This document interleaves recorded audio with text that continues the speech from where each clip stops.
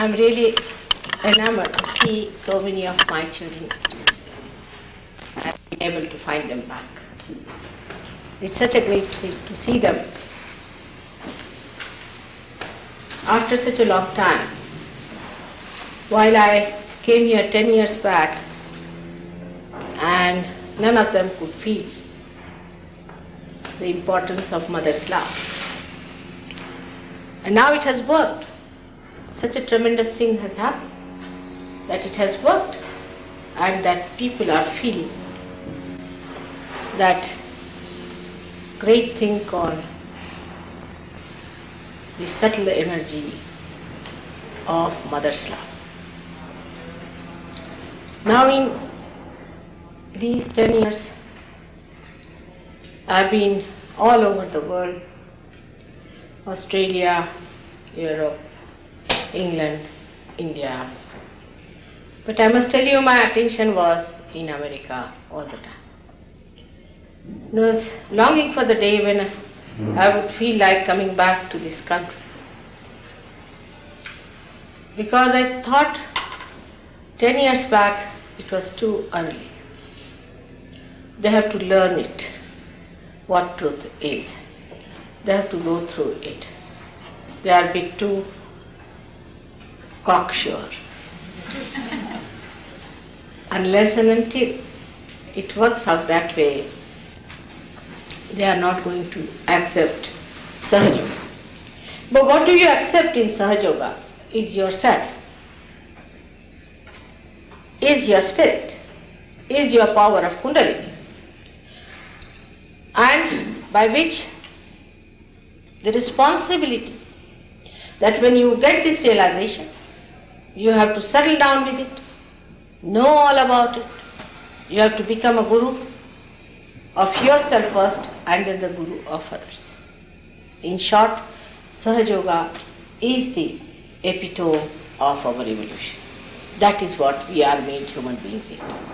All these scientific methods that have come on this earth, all these explorations that are there are to communicate about Sahajayoga. Nothing else. They are not going to be used for anything else. If you use them for anything else, they will have no impact, no achievement, and everything will be wasted. As I was talking to doctor, did you talk today about pectorals and all that? Not really. All right, I've asked him to talk to you. That the human mechanism is the highest of all. We have now created the highest thing, as we call it, as the computer. It goes alongside with our own building inside. Now the computer has to think.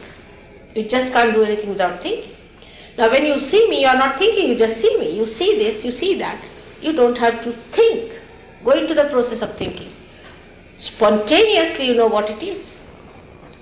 And they will take thousands of years. They will never be able to produce a computer like that. Then the computer, when it starts working, the human computer, is going even ahead of that. When you become the computer, when you get connected with the mains, you know everything. Because the mechanism in you is the absolute mechanism, the perfect mechanism.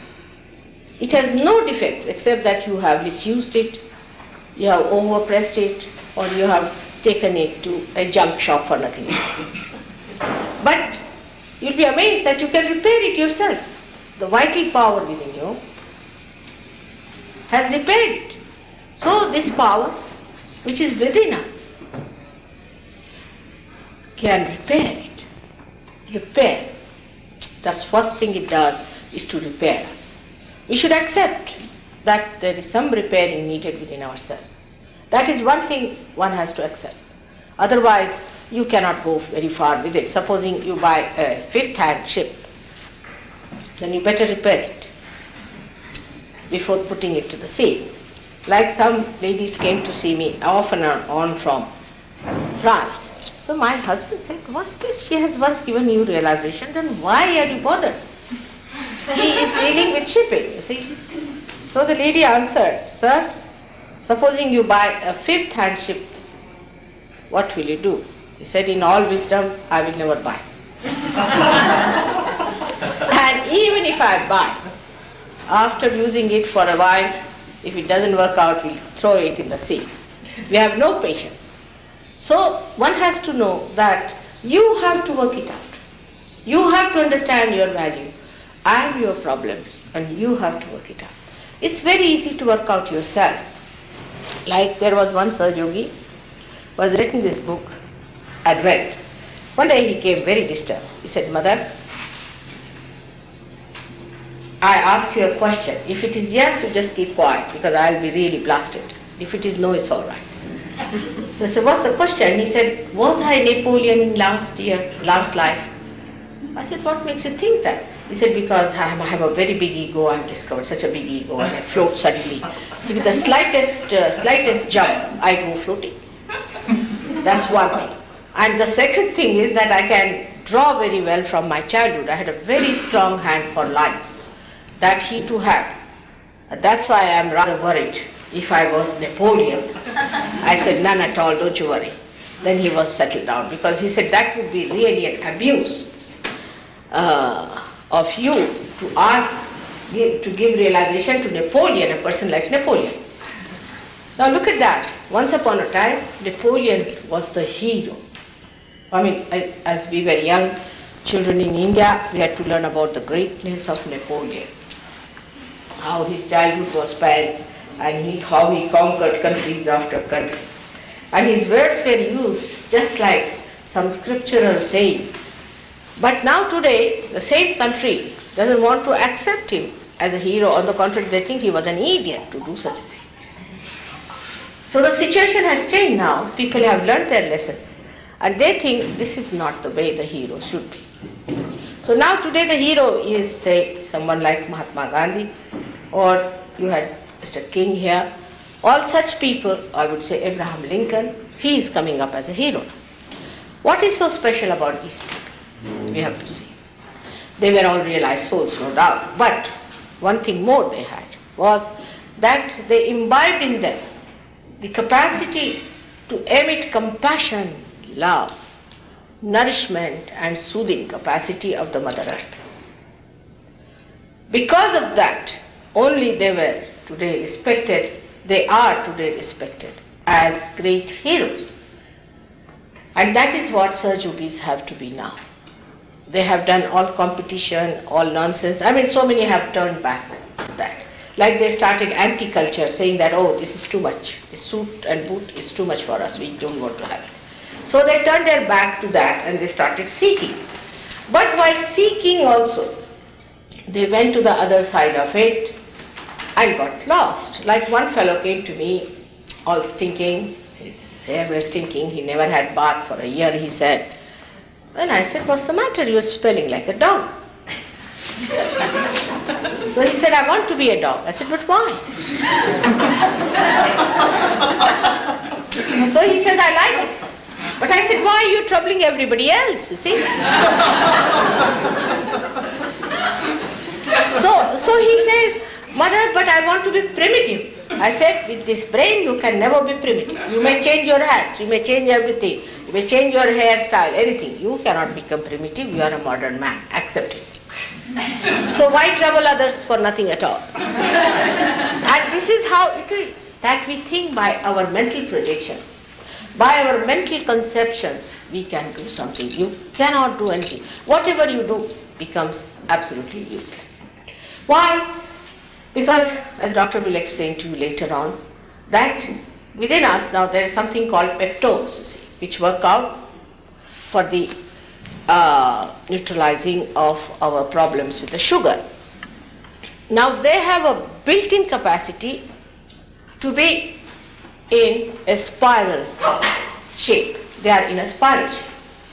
And once they become linear, they lose their biological effect.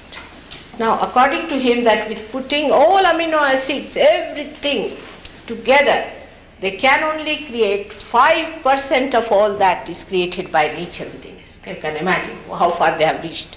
With all that advancement, everything, only 5%. Now, these peptones, as they are spiral, Everything within us is like that, in the sense that our evolution has to take place spirally. It has to move in a spiral way, not linear way, like a pendulum. Like the men are becoming women, women becoming men, they are homosexual, this sexual, that sexual. It's all mental projection. It's joyless. It doesn't give you anything at all. All your ideas of democracy, capitalism, communism, all isms that are nothing but mental projections.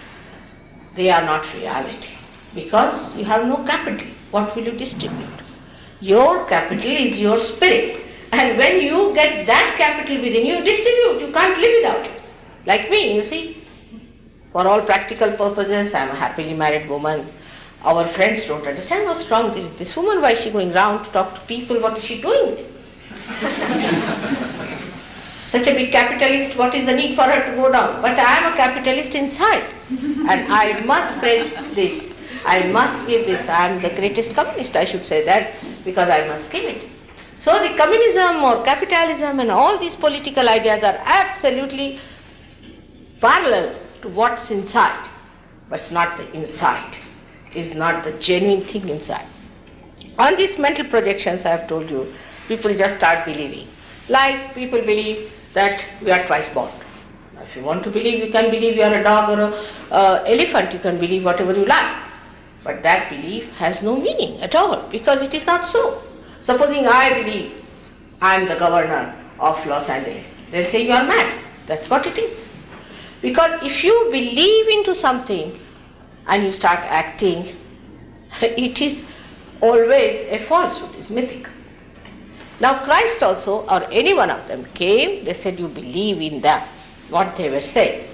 What Christ said, that you believe that there is God, that He is the Son of God, is fact.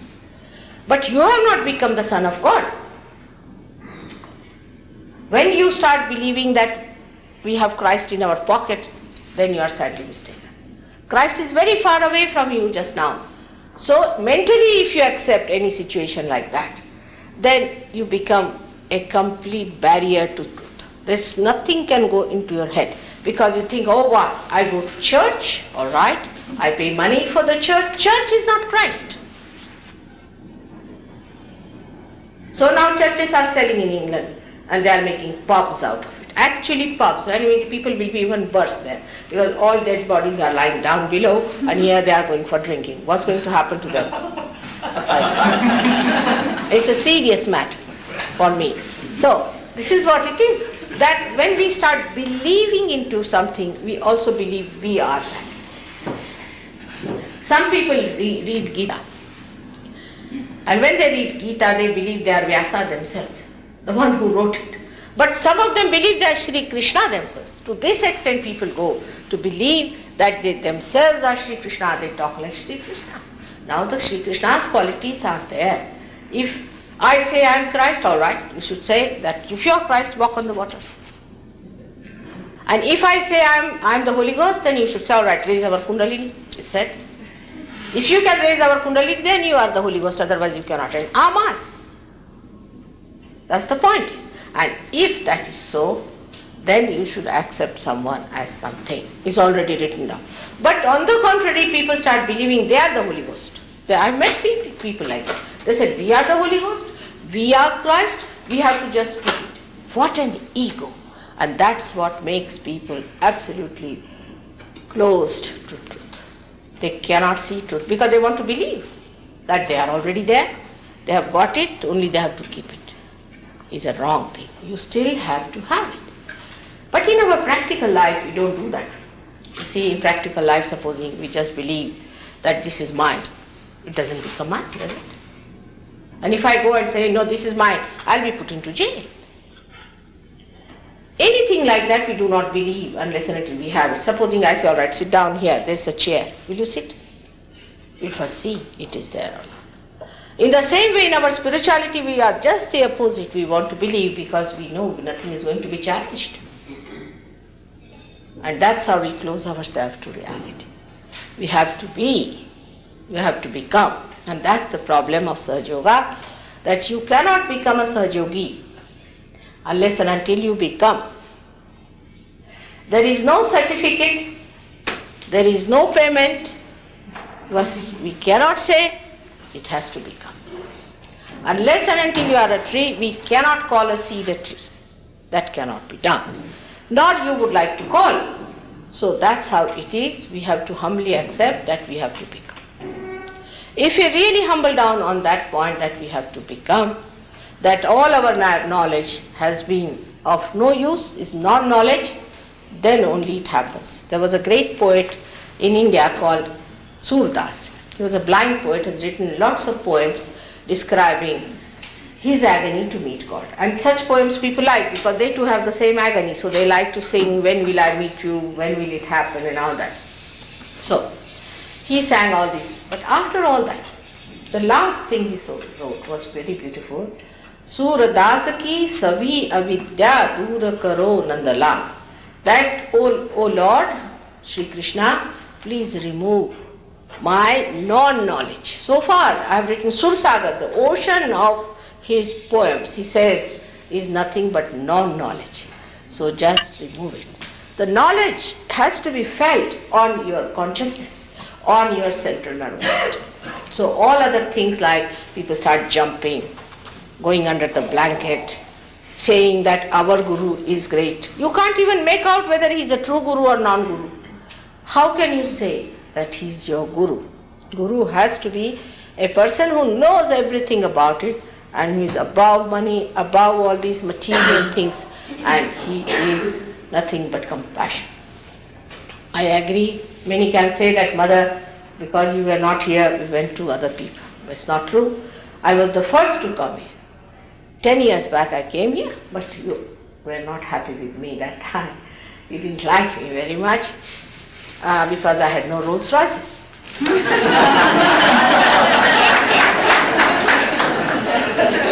Oh, they actually asked me, Mother, how many Rolls Royces you have got? I said, Rolls Royces for what?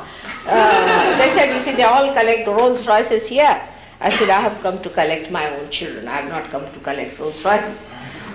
So they asked me, then how do you explain these people who come here in the name of God try to collect Rolls Royces? I said, I cannot explain because I cannot stoop down to their level. I can't understand their level.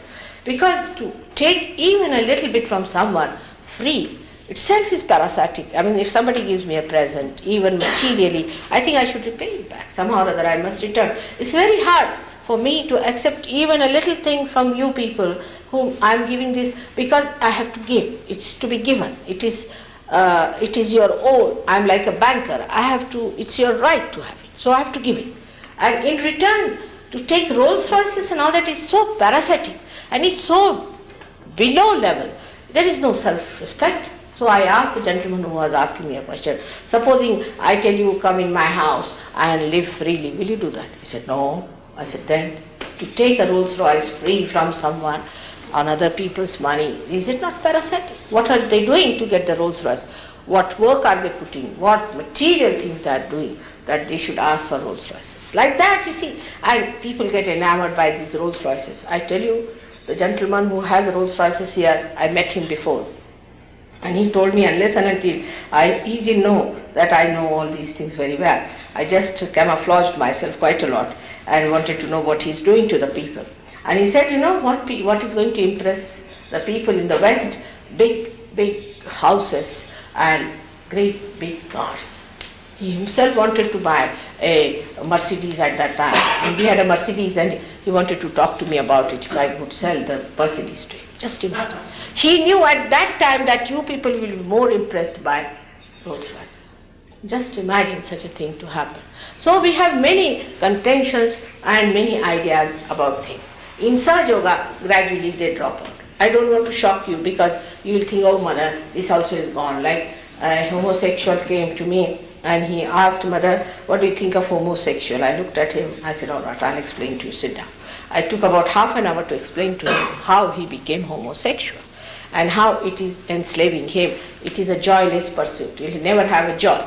And moreover, those who are today born have a greater responsibility because they should have sane marriages to allow the great saints to be born in this country. Only devils will be born under such circumstances. Only devils. Who can face such circumstances when mother is marrying 10 times, father is marrying 12 times, and the child is, in a sense, is all the time attacked? So we have to have sane, good marriages if you want the saints to be born here. And without their birth, we cannot see the saving of this madness that's going on. So, but I told him very clearly how it has come. Because yesterday, also day before yesterday, I spoke on that, how the homosexuals were created in this country or any country in the West. In India, we did not know all this, what it's supposed to be, so unnatural. We must be primitive people because they are so advanced, and we don't know about these things. Actually, I couldn't eat my food for 8 days thinking that now they are doing this is too much. But actually what has happened is your laws. The laws are very funny. The laws are such that if a man marries a woman, there's in for trouble. Because he loses half of his money with first wife, then half of it with the second, then half of it with the third. By the time he's third time married, he's just poor thing. You see, this is the law. I have seen women very rich, very well off, and the husbands absolutely paupers. Same lady marrying one husband looking like a pauper, absolutely has no money. So this is one of the law which is very, very, I think, is imbalanced and creates a problem between husband and wife quite a lot, because the whole thing becomes money oriented. And I know of somebody who is a great Sahaja Yoga in America. Her mother has married now 10 times. She's older than me. And now this is her 11th marriage she's arranging. So that is what she's doing. And that's how she's quite a moneyed lady.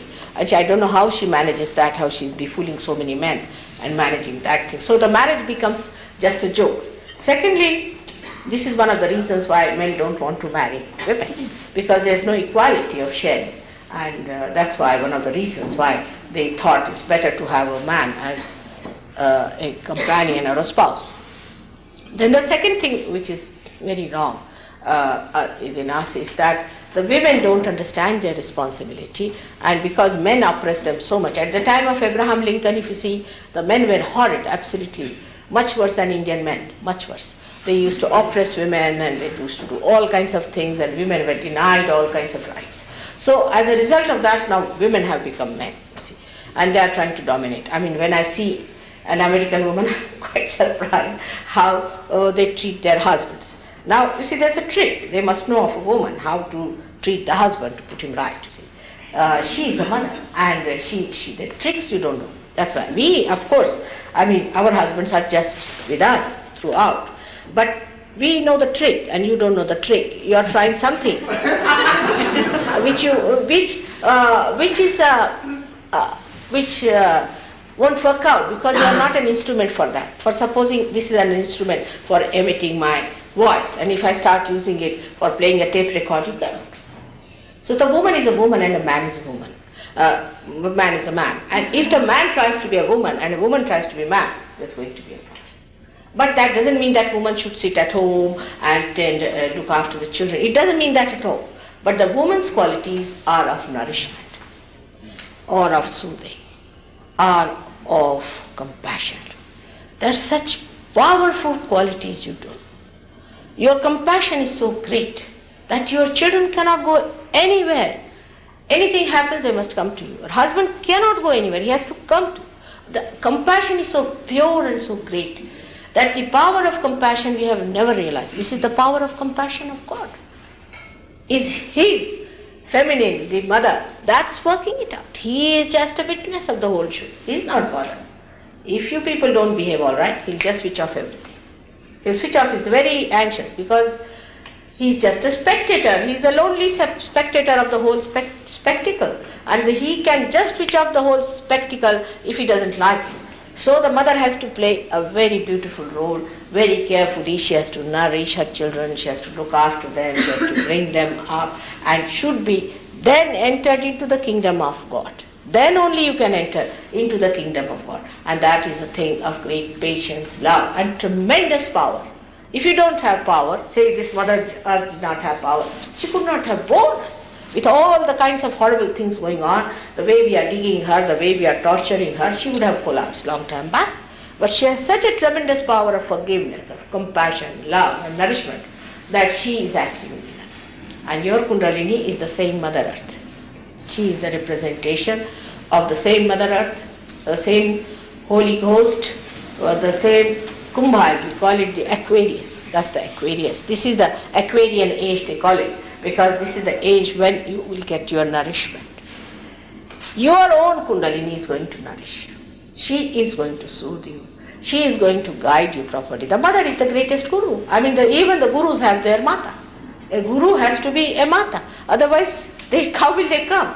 And the whole absurdity has come to us also in the West, from many religions, especially we should say Christianity and Judaism, where they didn't talk of the mother at all. That was not the time to talk, because at the time of Abraham they had to talk of the father. Then at the time of Christ they had to talk of the son. That was the time, because if he had talked about his own mother, they would have killed her, and then he would have come out with his 11 destroying power and would have finished the whole joke once for all. So he never talked about the mother power. Now the time has come for the mother power. And I was told that in the 13th century, somebody, what was his name? Joachim de Fiore. He talked about this, that because I don't read books, you see.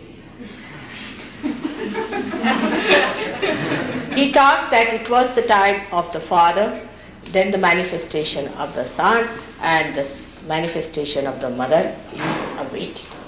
And when this manifestation takes place, as a result of that, only you get your realization. But those people who want to take advantage only talk of the doomsday. They don't talk of the resurrection day. Now, if you read Quran, any one of you who has read Quran, I deliberately tried to understand it because my father translated it into Hindi language, that it mostly describes the resurrection time and very little of the doomsday. But the doom is described more, because then you can frighten everyone. The doomsday is coming, better get converted. You see, doomsday is coming, just to frighten people. And in that, he has very clearly said, at the time of resurrection, your hands will speak. They have all talked of the future. Christ has talked about the future, that he'll send you a comforter and he'll send you the Holy Ghost. He has talked about it. Every one of them has talked about 14,000 years back in India. A great astrologer, I mean, he's the, we should say, the father of astrology. He's the originator of astrology. Bhrigu Muni has written a book, Nadi Granth, in which he has clearly said that this age will come with the mother, the Parabrahma, the mother. Parabrahma is the Adi Shakti, we call it the primordial mother's power, will come. And in 1970, this will start as Sahaja, the Kundalini will rise, and there will be no need for hospitals and all that. If it works out, we can avoid the Third World War. It's clearly said 14,000 years back. And if it is not working, then there will be a problem. Most of the people will be destroyed, and then only the yogis will take over. Means these yogis are Sahaja Yogis. It's very clearly said in that. So it's already prophesied so many years back.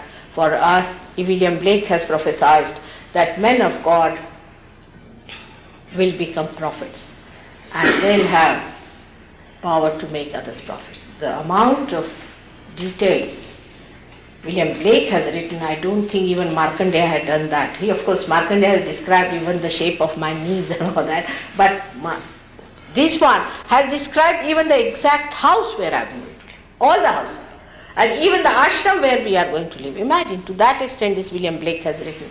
So you can understand how far he has gone deep into the whole thing. And he was such a great seer, born in England, which is the heart of the universe. So now, as they must have told you that this is the Vishuddhi chakra of the universe. Did you tell them that? No. Not yet. All right. So I leave it to them to tell you.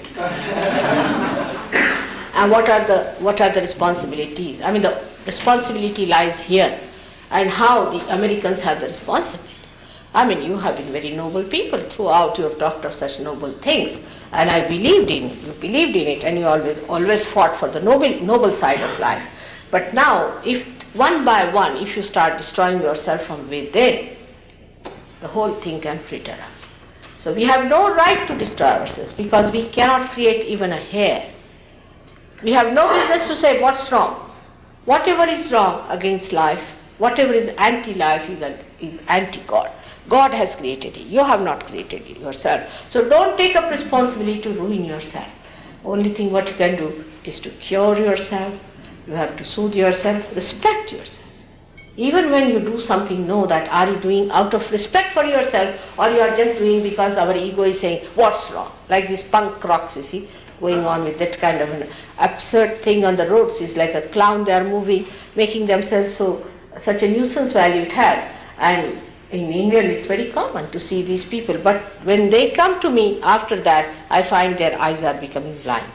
And it's become a great strain for me to clear that, because these dyes, you see, they make your eyes, these horrible dyes, make your optic look so heavy that your eyes become blind. These things have very serious effects. You must know that, and you must learn all about it, how it affects. Also you must learn, as Sahajayogis, how to talk to others. First of all, among the Sahajayogis, you are all one. You are part and parcel of the whole which is awakening. You all should keep together as one, and gradually you will understand how beautiful you all are, because you are all saints. Respect each other. You are saints. How can you insult anyone who are saints? So first of all, give up those bad habits of talking and barking at others.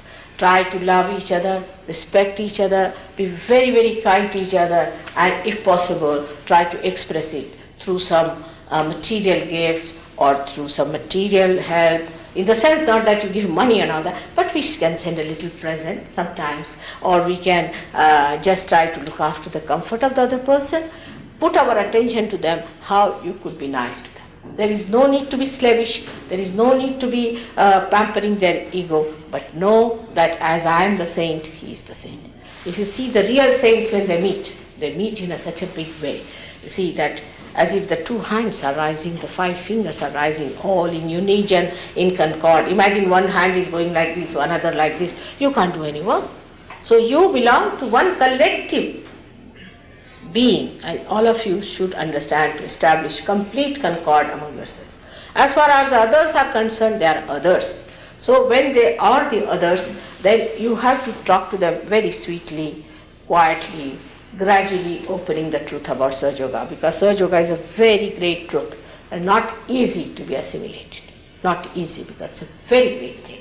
It's impossible, especially for ego-oriented people, because they have like a snake. All the time the ego is sitting and just refuses to see things, you see, and that's how it's very difficult. So gradually open out one by one everything. Unless and until you find them, all right, don't tell them, because they'll shun away. Of course, it does not matter, they are the losers. But as we have to be compassionate towards them, we have to save them, we have to be careful not to tell them. Like a person is getting drowned and you are a swimmer. So you tell that person, keep quiet, don't move your hands, be careful. Sometimes they will not like, why not? I'm also going to. So if they do it, they'll follow. So then you have to tell them, if you do like that, you are going to follow. And you just release your hand for a while and let them see for themselves.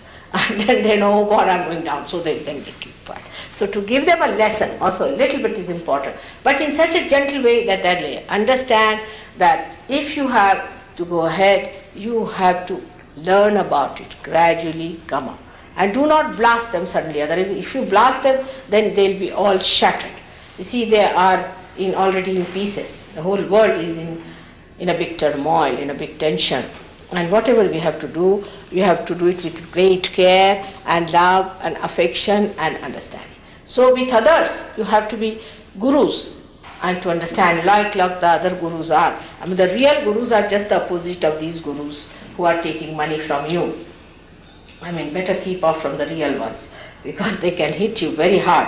I know of someone, you see, once it happened that he told me that, Mother, if somebody troubles you, better send him over to me. I said, all right. I didn't know he was such a harsh man. And this gentleman was troubling me too much. I said, all right, go and see that guru wants you. He was so elated because this guru doesn't see people normally. So he went all the way, climbed all the mountains, reached here, you see. And he started talking about me. Oh, Mother has become so generous. She gives it to every Tom, Dick and Harry. She should not do this. It's not proper. She's cheapening Sahaja Yoga and all those things. He said, really? You think so? You are wiser than her, isn't it? And then he made him sleep there. And then next time I see him was when he came with both the legs broken and put around his neck and dangling like that, you see. In the hall I was sitting and tears started rolling my eyes. I said, what's this? Who has done this to you? He said, Guru has done it. I said, how? He said, I was sleeping and this Guru has, his hands and feet are broken by people. So he uses a tiger to move about. So the tiger came and he threw me in the khad. And I fell down. And it was about 12-15 feet down. I fell down and broke both the sides here. And then this Guru, after 3 days, you see, I called and called, nobody came. And then 3 days he put some chapatis, as we call, like your pita bread, down, saying that eat that now. And I was there, urinating, doing everything there in that filth. I was there. After 5 days, he picked me up. When I went up, he said, how dare you talk about mother? Now, you put these legs around your neck and go to her dangling like this, and she will cure you, not me. So go and tell her all about it. I said, what are you doing? I asked that Guru, what should you do like that? Another fellow doctor I sent him who had gone very much wrong. So he made him carry 2 buckets of water all the way to the mountain and clean one Shiva temple, which was all neglected. You see, a poor fellow, when he came, he was thin, just bones. I said, what happened, doctor? He said, you see, I was told this exercise for a month. So when I met him, I said, what do you mean by treating them like this? It was too much. He said, they are donkeys and donkeys must be treated like donkeys.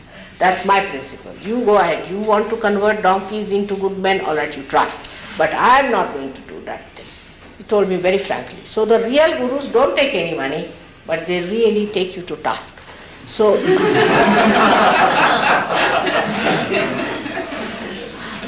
anybody who takes money, be sure that is not a guru at all. By anything, you cannot take any money from the people. Now supposing if they have to build, say these people want to build some sort of an ashram, all right, go ahead. I have nothing to do. I don't want to see accounts or anything. You do among yourselves. I have nothing to do. And everyone should know how the money is spent, where they have spent it, how it has happened.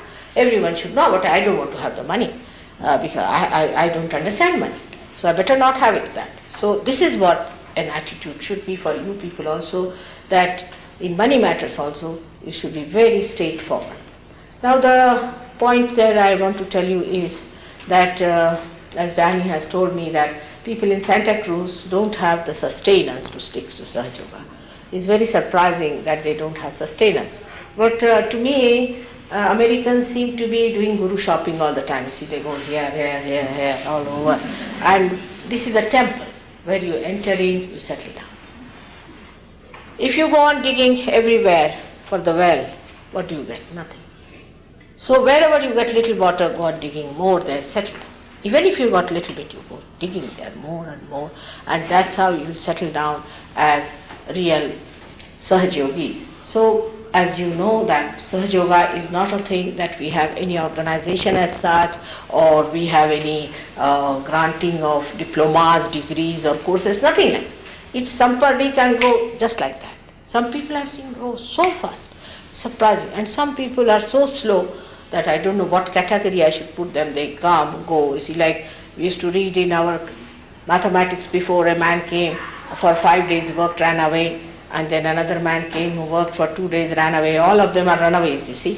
So if that kind of people are there in Sahaja Yoga, nothing will work out. You see, this work never will be over. Answer to that mathematics is it will never be done. You see, that's what it is. So for you people, it is important to know that you have to sustain yourself in Sahaja Yoga. It's very important because there's a drag. First is the material drag. Matter always drags you. Comfort, this, that.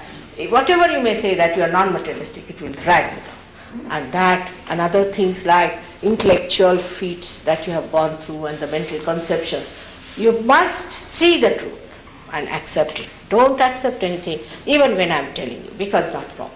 You must have an open attitude, but you'll find gradually, if you find about 9 points true, then you must believe in 100 points, because it's so, and go ahead with it. This is what the belief means.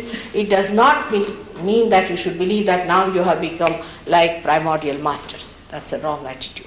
So I would say that gradually you are all going to grow into great people. You have before you some people sitting here who have grown like that, and some people have grown suddenly like that. I would say some of them were following so many other things, but they dropped it in a second. They dropped. It's such a quick understanding. But some are very slow people, and Sahaja Yoga has a double type of a force. One is centripetal, another is centrifugal, and through that another type of a thing you go round and just you are thrown out as a tangent. So be careful. Try to remain in Sahaja Yoga. It's in within yourself you have to remain. Sahaja Yoga is all within yourself. So try to remain within yourself and follow the methods of Sahaja Yoga, which are actually the true, what we call the Shuddha Vidya, is the pure knowledge. It's the pure knowledge, how to handle your powers, how to cure your chakras, how to nourish yourself, and how to reach the state where you just become joy. All those things you have to understand and do it for yourself, and you have to do it for others also in the same way. But if you are not established, you yourself still are lingering with other things, then this transformation is not established. Then people are not going to believe. Like an egg you wear, now you become like a bird. But the bird has to come out of the shell completely, has to be a clean bird, has to know how to fly out properly, then only you will be called as really transformed bird. Because bird in Sanskrit language is called Vijaha, means twice born. And that happens to human beings also. That's why on a Christmas day we give eggs, because we are eggs, and with Christ's resurrection we have to become the bird. And that is what we have to learn. So many things you will know which you have not known before.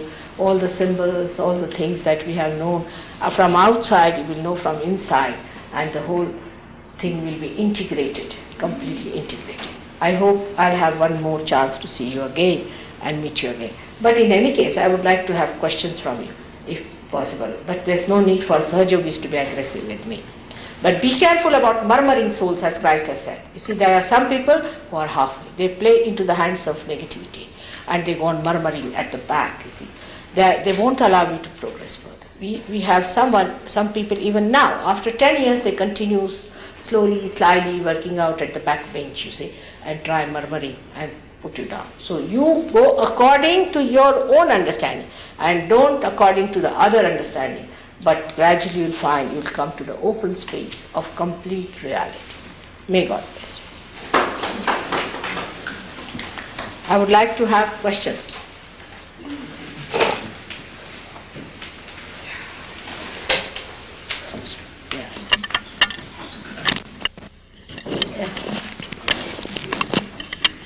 Yes, about a year or so ago I was working on meditation and chanting, doing mantras, and trying to get in touch Doesn't need with to be the that close. Brahman, the Atman. Yeah, all big talk.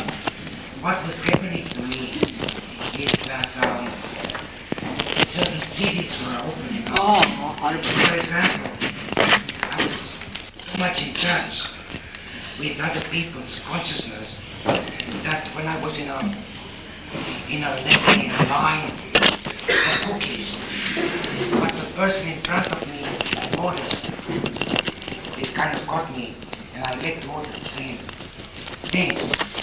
Could you tell me how I can Get rid of it. on that? So Yeah, I'll tell you about this one is very nice. If some people who are in front can come sit in front here, it will be nice idea. Will be closer. Those who can sit comfortably. Yeah, very good. You have said it the right thing at the right time, which I wanted to tell you about very much. I've got the chart. Yes, it's here, Mother. Now you see the chart is here. Can you remove this one a little bit? Now the whole thing is that the naiveness of the Western people have been exploited by the people who wanted to really take advantage of it. Now how they discovered the naiveness? See, the naiveness that you are very naive at things. What's this? That so many people, even Jung, I would say Jung was a realized soul, no doubt, but even Jung was misled there. Of course, Freud was very much misled, so many of them. And when they read their books, they said, this is the chance to hit them. So when I saw one of the, as I said, I don't read much, but I had to talk to Jungian, so I saw there some of their diagrams. And I was shocked, you see, because what was there was they showed the human being as such, the unconscious first, a layer, then an unconscious that will manifest, then the subconscious, then the conscious mind on top of the ego. That's a jumble box, I tell you, really. And this must have given a key to these people to come down here. That means that if you have to go, now see how it is layer by layer they have put it. It's a self-conviction, I tell you. So, if you have to go to unconscious, down below, as it is said, then you have to go through subconscious. So, when they knew that these people are willing to go to the subconscious, they came here. And they started talking about, no, actually it is not like this. They are not placed one top of another. They are vertically placed. See here, that's the clear point. You see, God is the greatest organizer. See now, if I have to come inside, you won't keep all the people there, all these things there for me to cross through, will you? I mean, you'll organize in a way that there should be movement, isn't it? Even in an airport, if you go, you won't put all the hurdles in between where the people have to pass through. I mean, he's the greatest organizer. So he organized it this way, beautifully done, that the path in the center is kept open for you to ascend ultimately. Alright? Now, the subconscious is on the left hand side. Yeah. Alright. The supraconscious, the future side, is on the right hand side.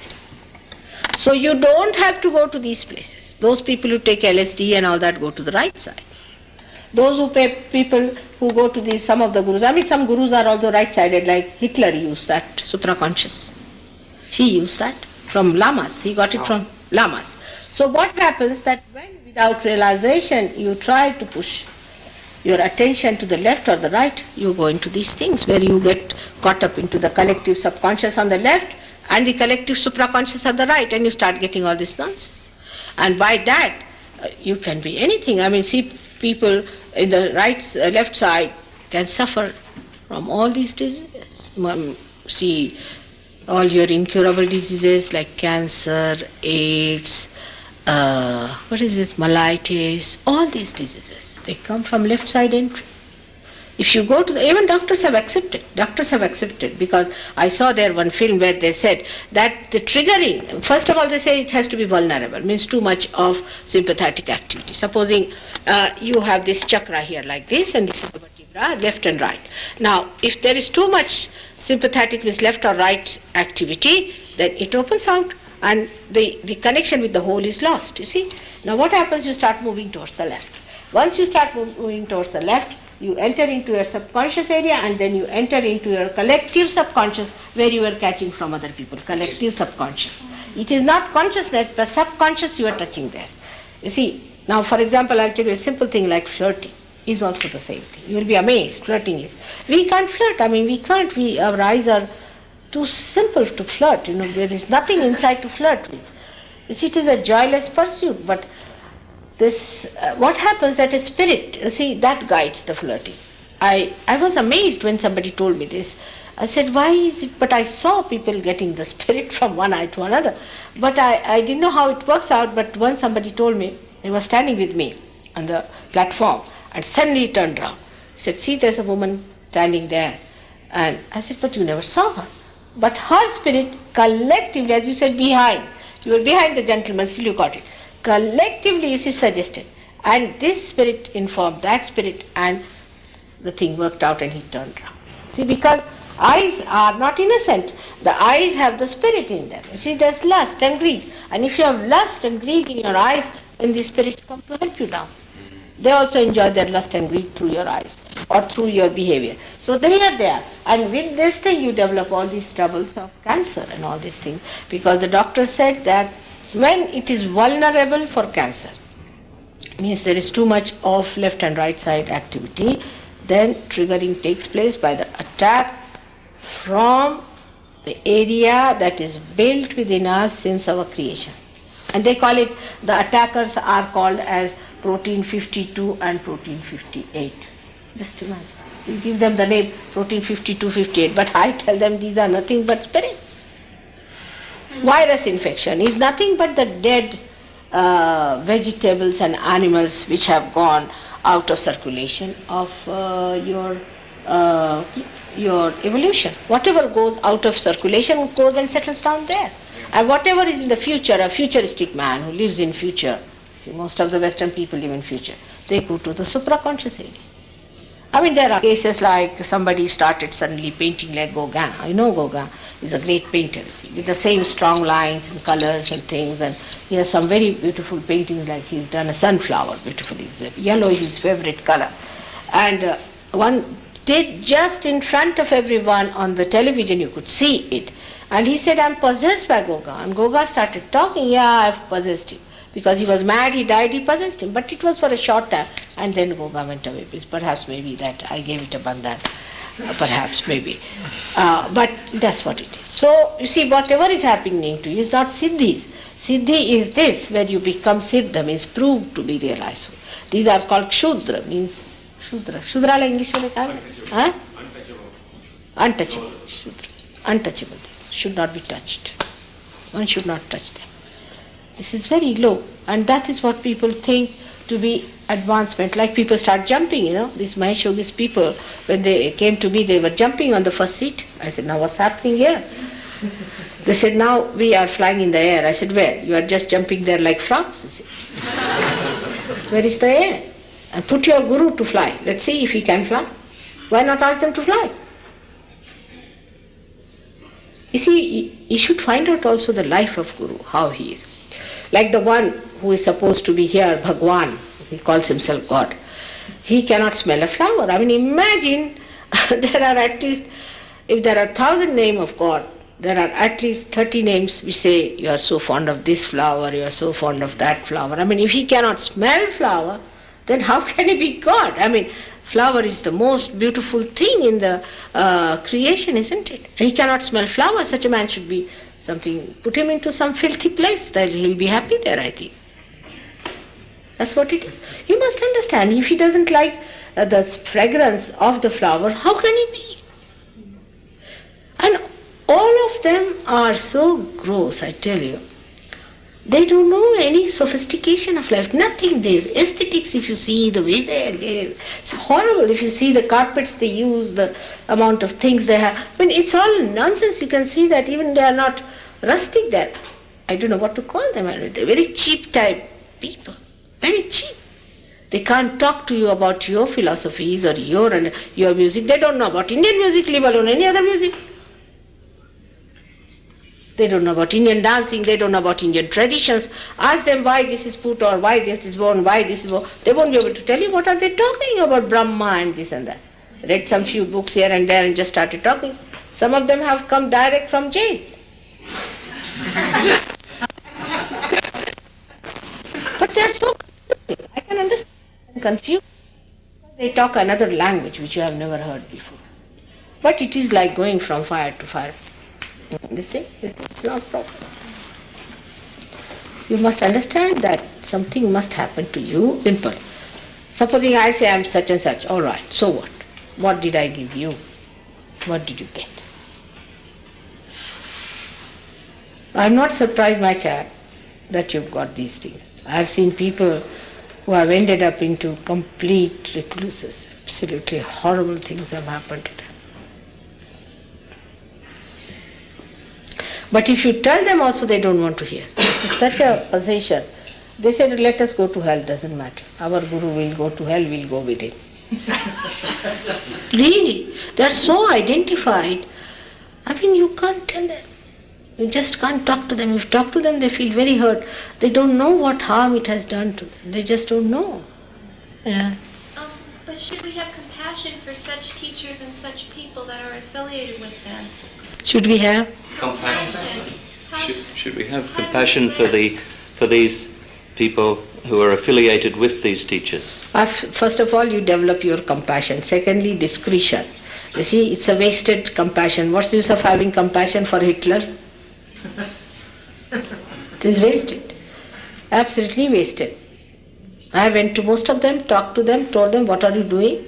You have come out of the hell, now you are again going to go back permanently there. They won't listen to me. It's wasted. How about the people that are associated with them, she said? Associated. The disciples. The disciples. Followers. Try, but very difficult, very difficult. Like one of the persons we had, John in London, who was very much worried about his friend who was really lost to this fellow, this 14-year-old fellow. And he talked to him about it. And they were driving in a car. And he just went hayward, like this, like that, and he had to jump out of the car. You see, the fellow, they couldn't bear it. Yogi had compassion for 3 people from Rajneesh, you see. I told him, you bring them alone, separately to me, not in the big crowd, because in India we have really very, very big crowds, you see. And I said, there will be a problem. But he had compassion, you see. I told him, just don't bring him. But you see, that time he didn't understand what I was saying. But he brought them. And they must be about 60 feet away from me, not very close. As soon as they stood up and saw me, they just collapsed, you see. No energy in their body. People tried to lift them, their hands would slip just like a fish. You see, they didn't know what to do. 5, 6 people had to literally lift that kind of a molasses, you see, from there and put them out. It was such a problem. So, it's not easy, but gradually, if they discover it, come to right conclusion, and there are still something is there left, then you can manage. Mother, I also have tea and meditation and training, and so did my husband. And we've been seeking for a very long time. I know. And I'm here. Good. But we both attended the lectures, and we were both very touched, and we both felt truth. That everybody does, till you discover. I must tell you about TM, horrid things about that, what happens actually. Okay. I wanted to come, and I just made that spontaneous decision to come. And then after I'd already made the decision, I said, oh, you don't mind, do you, if I go? And he was very supportive of it, and he wanted to come also, but he wasn't able to. Now I'm going to go home, and... You can manage it, I'll tell you. You see, he formed a big organization in Scotland. There's a lake called Roanoke Lake, and there was a gentleman who was a diamond merchant, you see, and his wife was the granddaughter of a duke of England. She always, you see, tried to find out all the rich people of the world. And he said, you start this organization there, and it was called as the Academy of Flying. Academy of Flying. You see, they used to pay 6,000 pounds to go and do this thing. This girl was with him for 18 years, and they married about, I think, 12 years or so. And then this gentleman has been for 12 years. And this lady got a horrible type of epilepsy which I've never seen. For 3 hours she used to go into that thing and used to shout. Her neck used to be pulled out. And from the mouth, you see, all funny types of things used to fall out, used to vomit. Terrible condition. Nobody could control it. Nobody could do anything. The daughter also got it. The husband got it. All of them got it. And the deputy director, who also had inherited a lot of money from his mother, also got it. All of them, 4 of them got it. So one of their friends, you see, they all started wondering what's happening to these people, and they had become bankrupt because the money was not paid to them at all after 3-4 years. They were spending all the money, and they said, yes, we are going to send you accounts and this and that, and money was quite finished. So what happened, some people who knew them, who were under them, who worked under them, I mean in the sense that they went and so-called, they learned the Siddha movement and all that. You see, one of them had gone to a barber shop, and they are not allowed to read anything. You see, it's such a mafia stuff. There was one book kept as Yoga Today, had an article by David Baxter, and somehow he felt like reading. And in that my photograph was there, and David had said, you can put your hands on this and see for yourself if you have got realization or not. And when he put it, he went into contortions. He got such a fright, you see, closed the book, you see, and he telephoned. And we have a very simple man called Douglas, who was on the phone. And he said, have you been to TM? He said, yes. Are you boiling? He said, I'm perspiring. He said, all right, come and see us. So he went there. And I was in the house, I was eating my food. Suddenly a SOS came from the ashram mother. Somebody has come called David Prawl, you see, and we just told him your name and he's going into contortions, he cannot stop it. So better come here, it's just a SOS. I said, let him go into contortions for a while and I'll work it out. Then I gave a bandhan and all that, and then when he went back, he saw that it was stopped. But then this David Prawl, you see, called these people. They came, they were so frightened of this Mahishogi, they came to see me in a very far-fetched place, you see, somewhere outside London. And there they told me that this is all has happened to them and all that. They had no money even to come to London. So I brought them in my car. They stayed in my house. Imagine these rich people, lost everything. And then I cured all of them. Now they are all right, but the husband became such a bankrupt, he had to go away to South Africa. His wife was so frightened and all that, she's cured now. Now she's with Yogi there. Now she's a normal person. Still she gets lots of problems. And then she told me that this man had raped her when she was 17 years of age. This is when she was 35, this has happened. And she had conceived a child from him.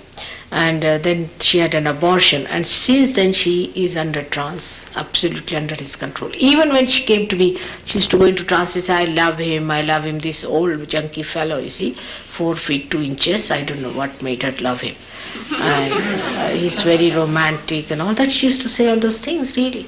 But what happened, before coming to me, she went to News of the World and she had told them that I want to give this about Mahishogi. Everything she told, and it was all published, everything was done. And when then she came to me, I told her, you should not have done this. This is a stigma for your children. But she said, Mother, I've done it. They'll sue me for this and all. I said, all right, go ahead. And nobody bothered. So many people have written about TM, but they go to it again and again. I don't know how to bring them round. He is a very powerful force that way, because he really somehow or other entraps people. And he's the main organizer. I know him very well. He's a very clever man, a big man in the government of India. And I know him because, after all, my husband was also in the government. And he told me that Mahishogi says that unless and until you involve them through money, these Americans can never be put down. And to such an extent, he thinks that they have a right to extract money from you people. I paid $200 when I didn't really have it, that I was seeking, so I... You see, only 200 is nothing. It's nothing. It doesn't matter, Mother, forget it. I think one of the things she's worried about too is she's here and her husband's not here, and she's worried that, in some way she'll be... Well, our marriage is very bonded. Yes. It will work out. You just don't worry. He'll come. Also, I brought sugar. When you met us, you said we think too much. Huh? She's brought sugar. Yes. You got sugar for him, sugar, and you give him a bandhan. You see, we'll teach you how to do it. Have you got his photograph? We'll work it out. It's not difficult, you see. I don't have his phones around. All right. You take some tapes also for him to listen to. They also help. You see, I don't know, and this. Then when she came to consciousness, you see, she told me so many things that, you see, this man used to giggle at people because he used to just feel how stupid these people are. He used to giggle, you see. And he said that I'm going to establish a world government. He wrote to all the people and he would carry gold chairs behind all these so-called ministers, all sorts of things. Now it has come to such a point that there was a lady called Miss Lee. Mrs. D. Yeah. They were trying to make a picture, something for the TV. And they have lots of money they have. I mean, they don't know what to do with their money. If you see their lifestyle, you will be surprised. All right, so this lady D, she was working for a man who was a German and whose son is involved with TM. She did not know. So they went to all these places. He said, we'll take a secret cameras and all that. But this man tried to maneuver it in such a way that he showed levitation through camera tricks and all those things. That, you see, came upon her conscience. Since suddenly, one day, she came to my program. And she has a hand which is what you call some sort of a paralyzed hand. And it started, you see, pulsating. And she felt the throbbing there. And she was surprised at it. And then her conscience became, you see, very strong. And she just refused to have that thing. She burnt everything that he had done, all these camera tricks and all that. She lost $30,000 pounds in that, but she said, doesn't matter. I have saved so many people. This would have been a terrible thing to show. And that's what, they have money, you see. I don't mean to take up so much time because I know there's other questions, but through this practice, because he has been doing it for a long time, he went to MIU and did some of the cities and did all the different courses. What about damage to the chakras? Quite a lot. Especially this left Vishuddhi. It's very badly damaged because of the mantras. But they will teach you. I've had pain. Yeah, you will get pain, people become recluses. You see, some people are such that even if you show them a garlic, they get trembling. They can't bear the garlic, seeing the garlic they can't see. Anything, like they can't see an incense, they cannot see a church, they cannot see my photograph, all sorts of things are there. Now what you can do is to ask them, write it down, what is to be done. We have someone here, just in front of you, from TM. All right, he'll tell you all about it, how to do it. Mother, could you talk about unconditional love and what the concept is? It will happen to you, my child. It cannot be described. It just flows, just flows, just flows. You can see it in the sunshine. Sunshine just comes. If you hide from it, it won't run after it. It does sometimes, little bit, not much. It tries all the angles, you see, so that it should reach you. But if you are clever, too clever, then you can manage to get out of it.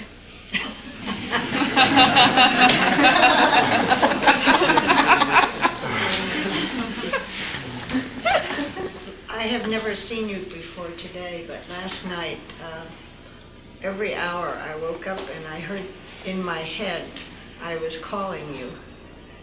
And you were near, it was like volcanoes. I was talking to one of the other people here. It was bubbling wherever you were in the earth. Yeah. I was just wondering the significance of it. This is quite true. It's nice you are so sensitive to it. But now you should just see my peaceful side, is better.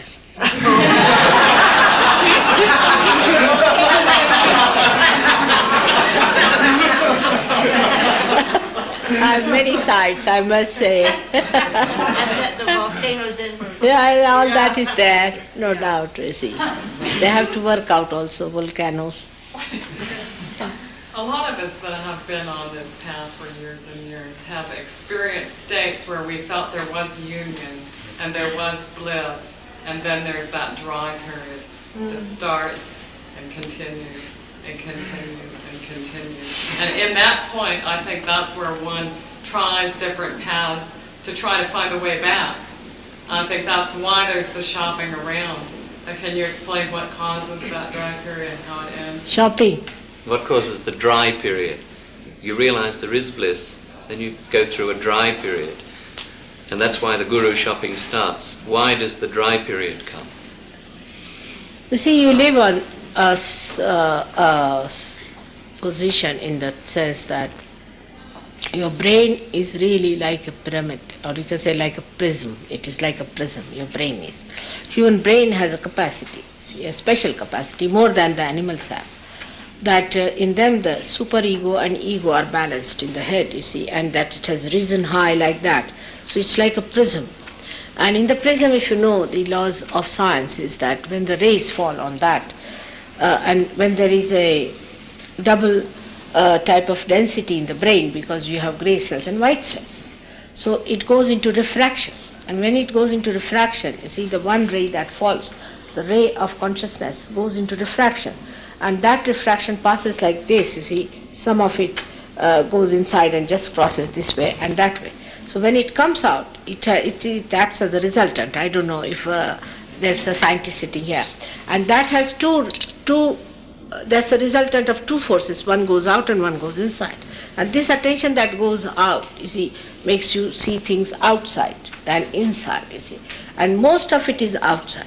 Most of it. So human attention is outside. If I tell you put your attention inside, you cannot. You cannot. But when you get realization, what happens? The Kundalini rises. And that happening, like something happens, then your attention goes, the attention is sucked in. And that's how you start seeing inside. But because the Kundalini is not awakened, your attention is outside. But little bit you go inside also. Because the resultant is like this, that's slanting. So sometimes you little go inside and then again you come out. Now the thing is, a thought rises, see, and falls off. Another thought rises and falls off. In between there's a very little space, and that's the present. You touch that. But normally we jump on the cusps. But suddenly you see some beautiful thing or something like you see something that's emitting vibrations. Then you just go there. You just slip from your thoughts into that. But for a split of a second. That's how it happens. But after realization, that space improves and you are above that.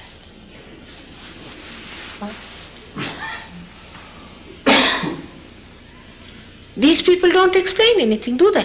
Just tell you a mantra, go ahead with the mantra. And most of these mantras means nothing. Useless. One of them is Tinga, means this, showing somebody like this, imagine. And Inga means the tail of a scorpion. That was mine. Oh, That was my mantra. Hey.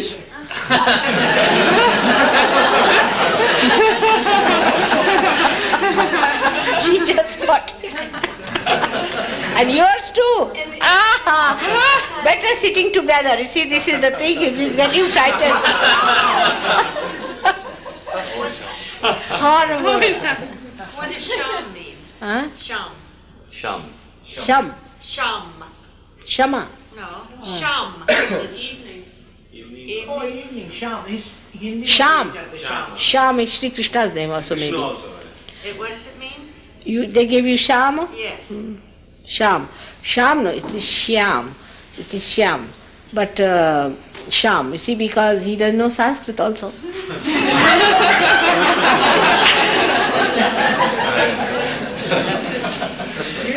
Especially in Sanskrit, there is nothing like ing. This gender just doesn't. He must have got it from England. This word ing. Must be, I don't know. There's no Sanskrit. He doesn't know Sanskrit. None of them know Sanskrit. Can you imagine? They don't know Sanskrit. What can they talk about God? I mean, from Indian level, isn't it? At least you should know something of Sanskrit. I've never studied Sanskrit, never. But I know Sanskrit, of course I know.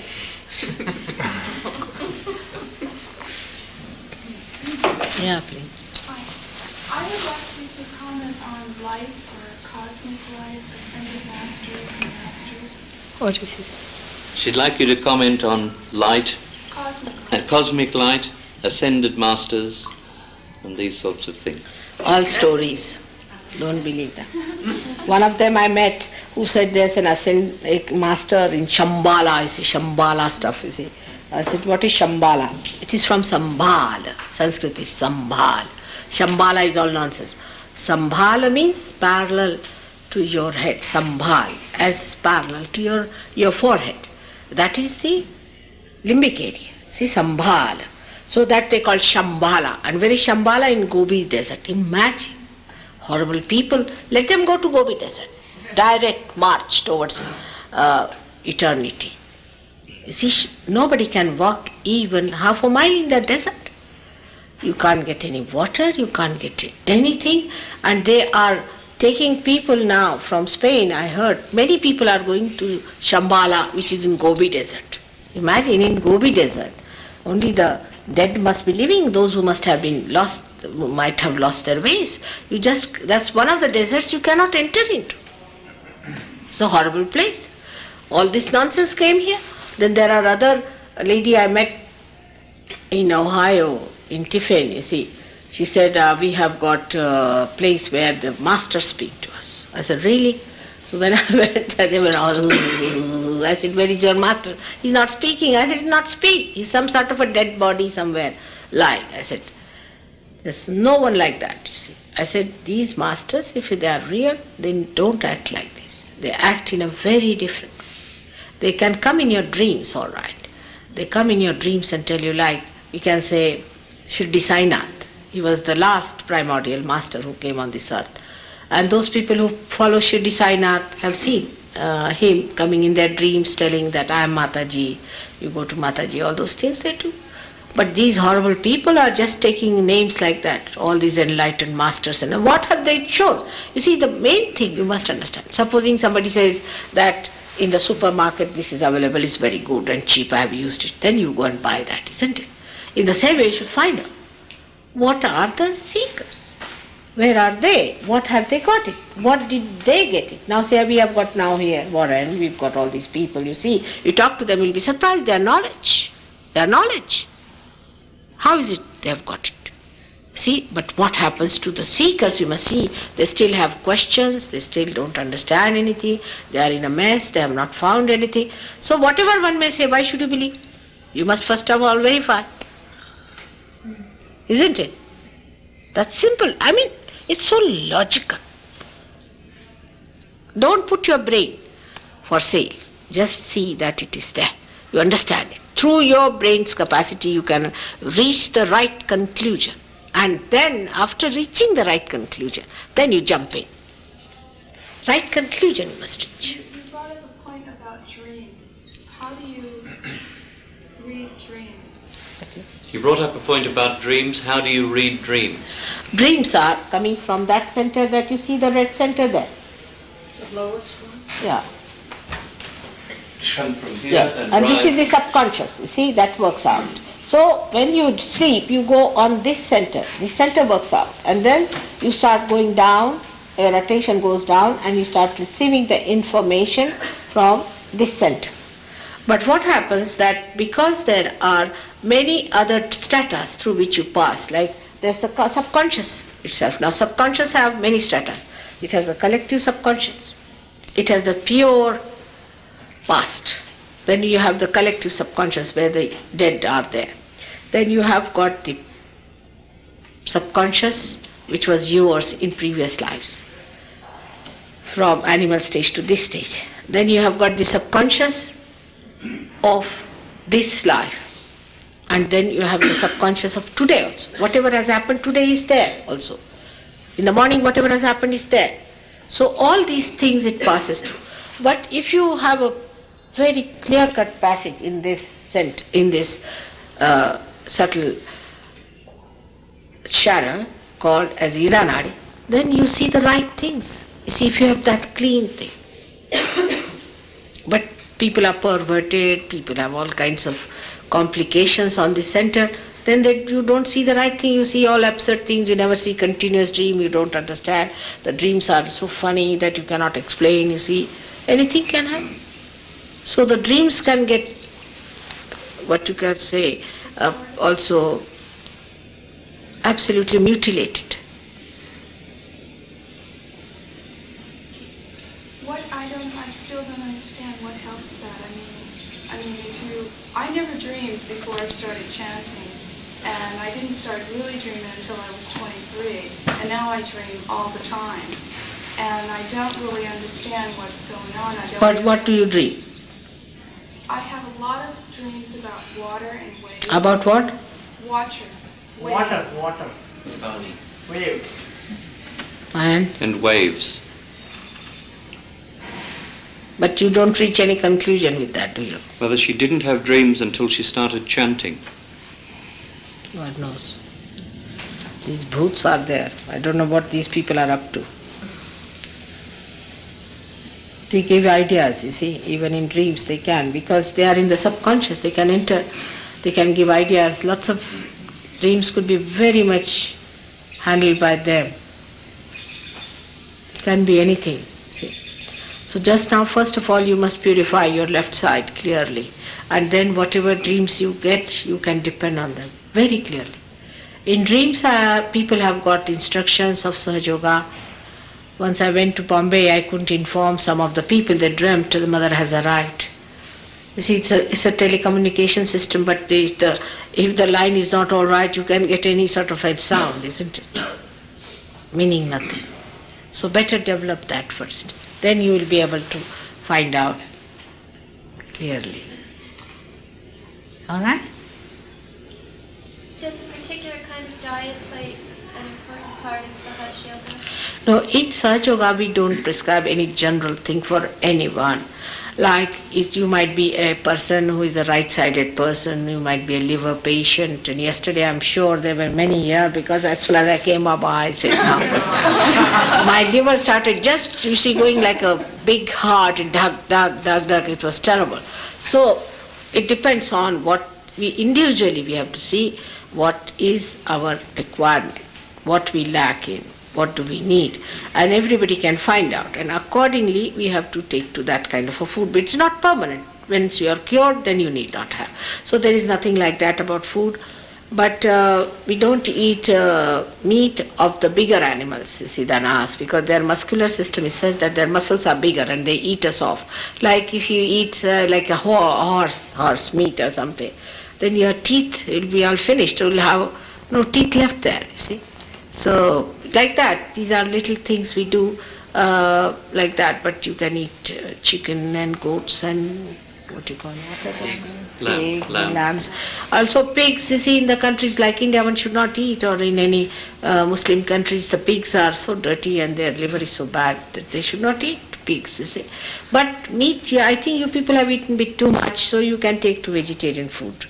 That is all right. Not so much, but little bit on the vegetarian. We are already eating a lot of now all these things, but some people should not eat carbohydrates, some people should not eat at all vegetables. There are some people like that who should not. So we have to find out for ourselves. Whatever we need, that we should do for ourselves. There's no hard and fast rule about it. It's all spontaneous, like every seed requires a different type of a treatment. What was the last thing you said about what kind of a treatment? Individual. Different times.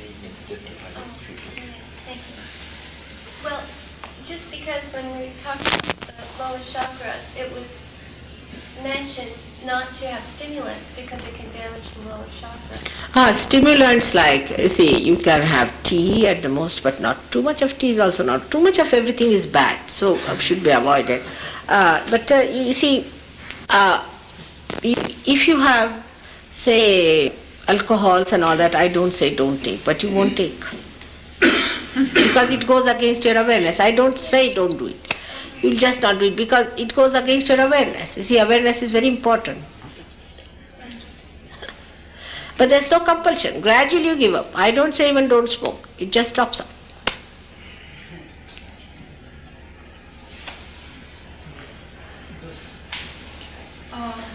I've had a lot of good things happen in my life. I see a lot of positive in the world.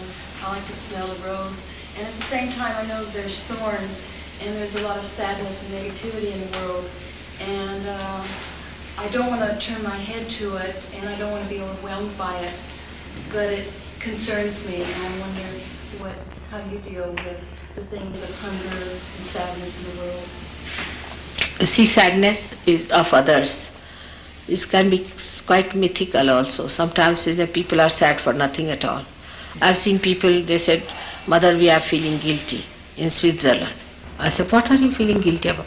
You see, we are feeling guilty about Korea. I said, Korea? Is that your responsibility? Why are you feeling sorry for that? They are feeling sorry for this, sorry for that, this and that.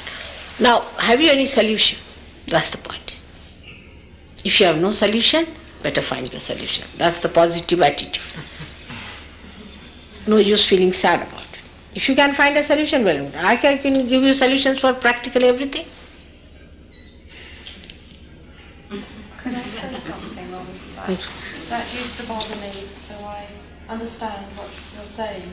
And the way I got myself over that was to try and do some good to people that come across my path. In other words... That's it. You find a solution. Yeah. But in Sahaja Yoga, the solution is so simple, I tell you. Give realization. People who are poor no more remain poor. They don't become rich, headache rich they don't become. They become normally all right. See, those who are suffering from bad health get cured. Those who have mental problems get all right. Family relationships improve. Children improve. So give realization, because that's the ultimate. Once the light comes in, you start seeing the problem also and the curing of it. Yes. Thank you. some of us are gifted to be living and working in an area of great change, and I believe to be agents for very positive change here in America. I'm interested, I think my definition of the crisis that I feel is the issue of service versus sacrifice. Often we have to fight very hard for the things that we feel are right, and we just have to trust that we see what is correct and in moving in the direction that we choose. Often this is possibly a great risk and perhaps even detrimental to something that we have started work with, and then facing a conflict that perhaps there may be a change. Is that too complicated? All right, let's see. It's too much for me now.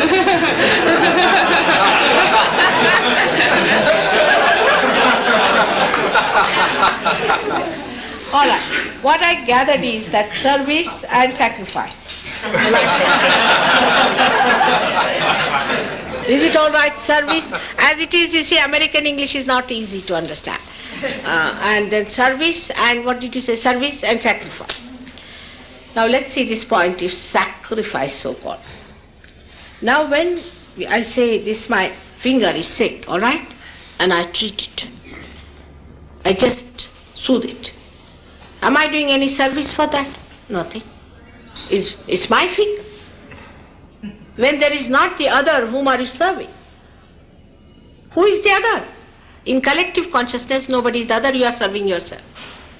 So there is no service. What do I sacrifice? Nothing. There's a pain, I better get rid of it. There's no sacrifice. So the service and sacrifice is a myth, complete myth.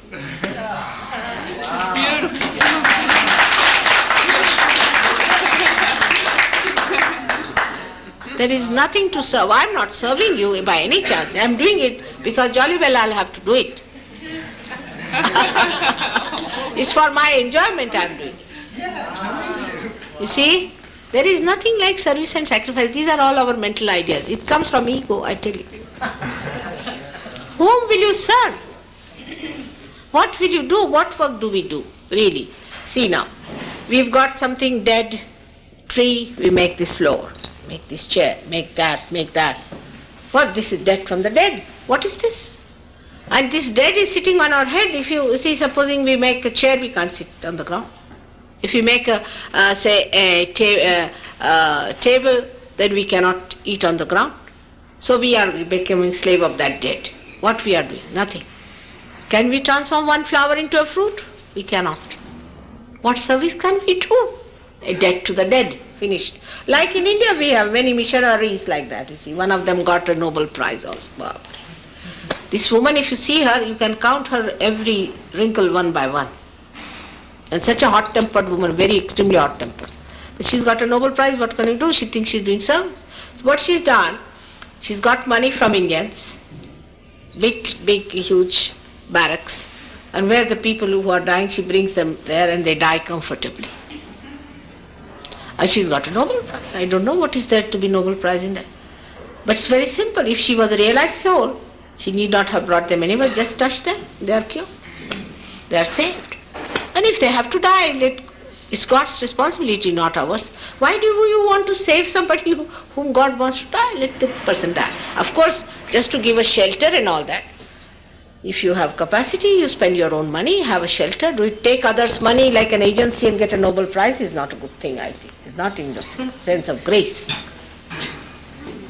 It's not to distinguish between social work and God's work. That is social. The social work. Now the social work is your headache. You have created problem. God has not created any problem. So don't call God in between.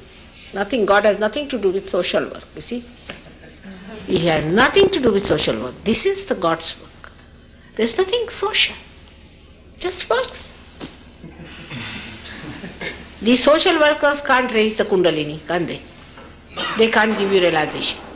They will cure you with the money they will accumulate from some agencies, World Bank, this bank, that bank, and then buy some medicines and give you. These medicines may kill you also. Oh, so many medicines are like that, aren't they? Yes. Now, you can just give realization to a person and finish. Why, we can't believe it's so fantastic, my child.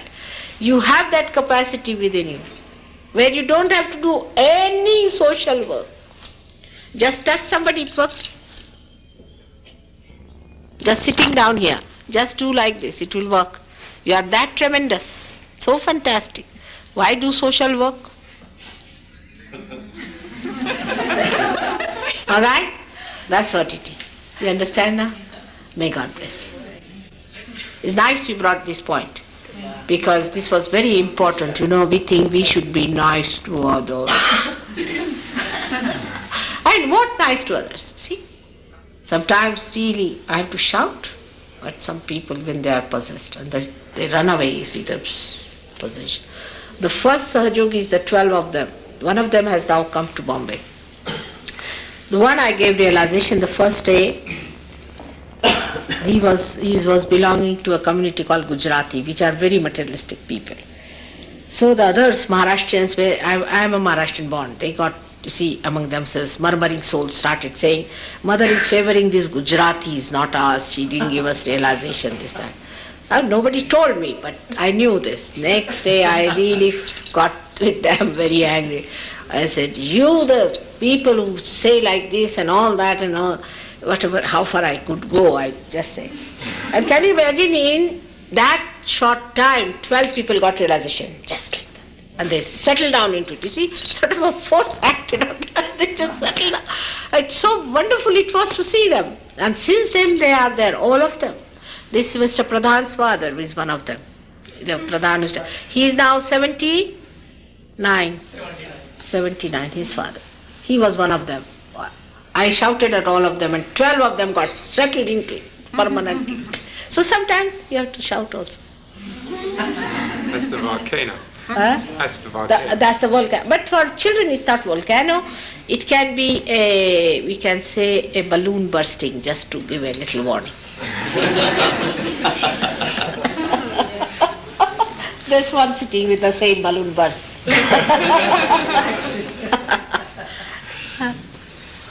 And okay, when a person comes in contact with realization and they practice it, and then it's time for them to pass and leave the body, what happens then? Do they come back? Or what happens to a realized soul after death? Oh, they do come back. They do come back, but in their own choice, because they think that they have to do it more.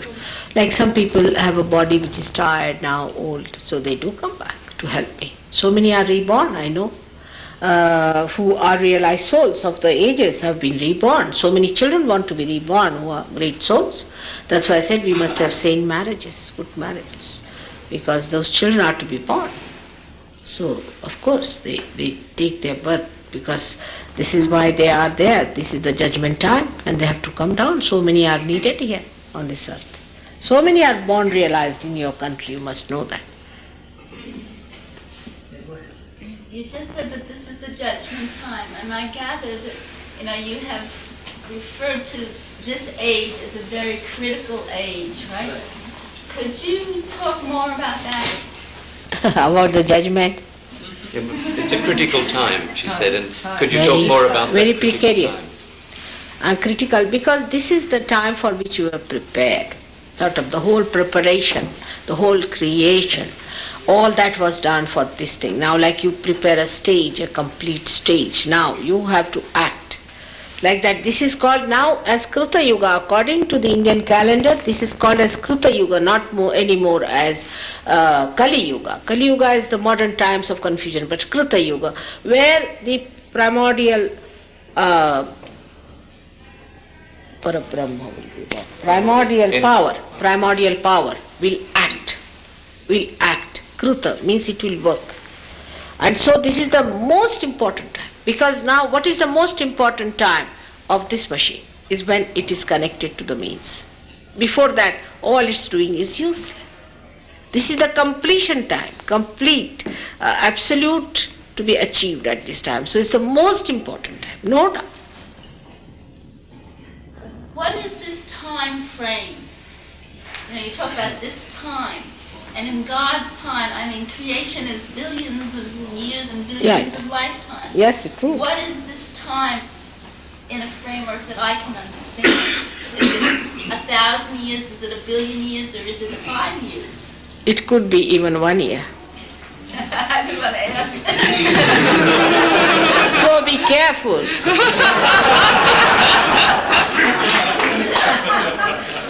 Better hurry up. All right? Yeah. Relative to that, the other night, I think it was Monday night in Los Angeles, somebody asked you about the return of the Christ, and you said, yes, the Christ would come. I think Benjamin Crane says the Christ is living in London. Is that true?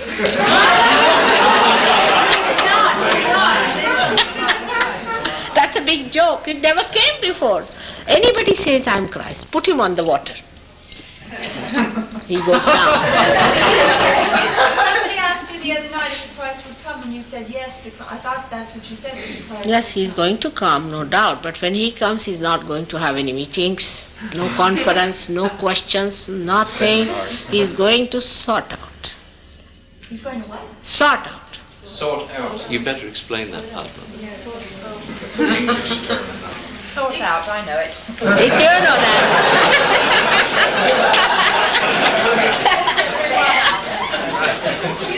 I speak in English way, see, because we learnt English from English. But American is rather difficult for me to learn now. I'm finding it easy. What do you mean? What do you mean, sort out? Could you just explain the sorting out? Now, tell them in American language. Sorting out. You'll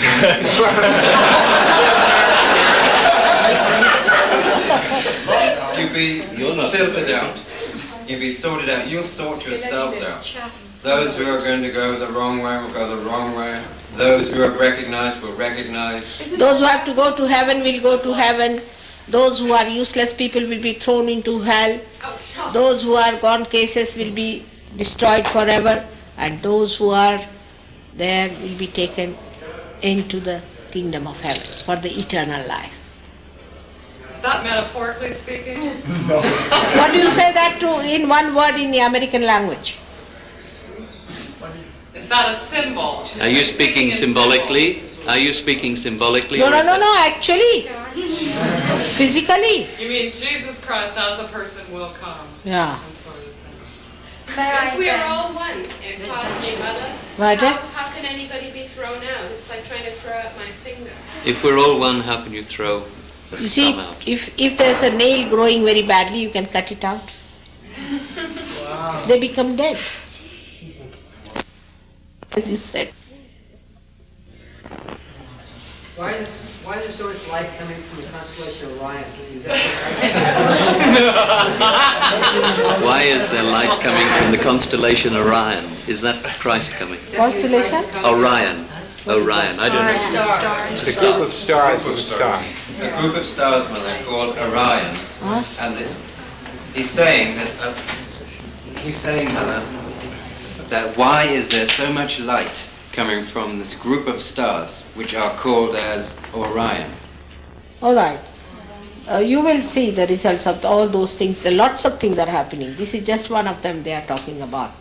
But there are lots of things happening. Do you know that sun also is put off and put on, just like a switch? What? Yes. So that the sun is what? Put off and put on. Flashes on and off, like a switch. Flashes on and off. Many things are happening. You see, that's just a wee bit of it.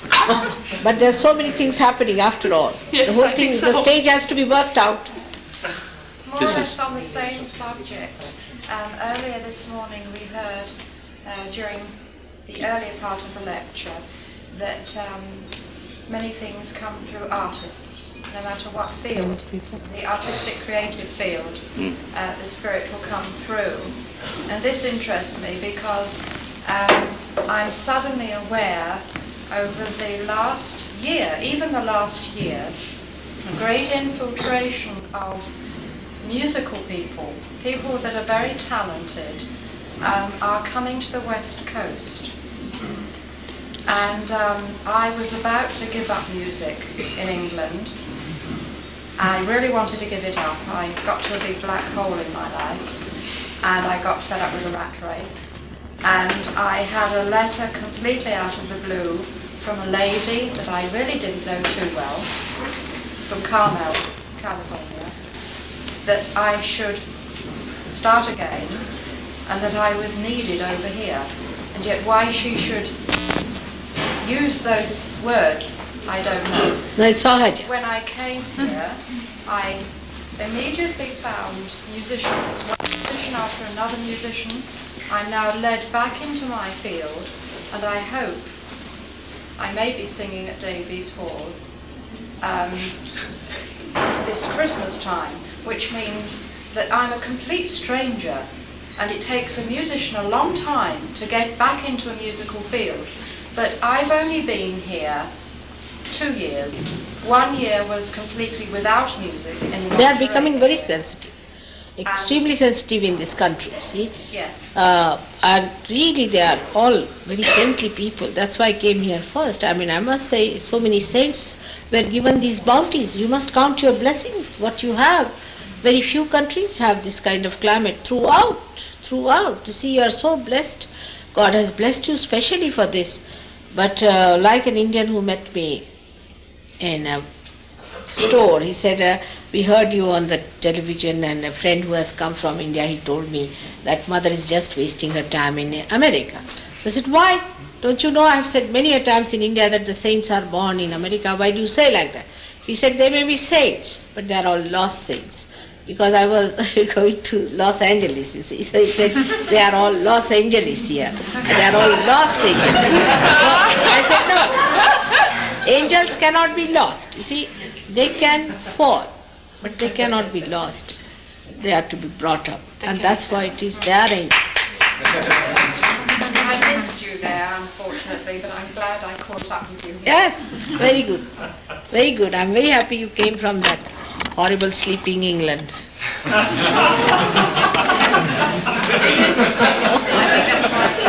They are still sleeping, I must say. Tamasa. Tamasa, you see, the river Thames is described in our old book, scriptures, as Tamasa river.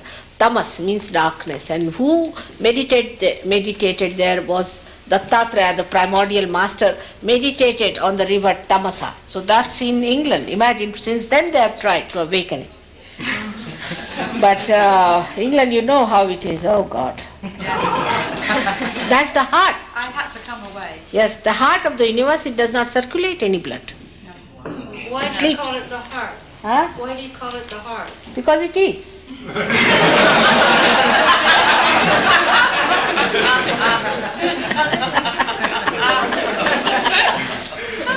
When you said that England is the heart of the universe and that the United States is the Vishuddhi of the universe, does that mean that the planet Earth has a special place in the universe? Saturn. You see, Saturn sits there. No, the Earth.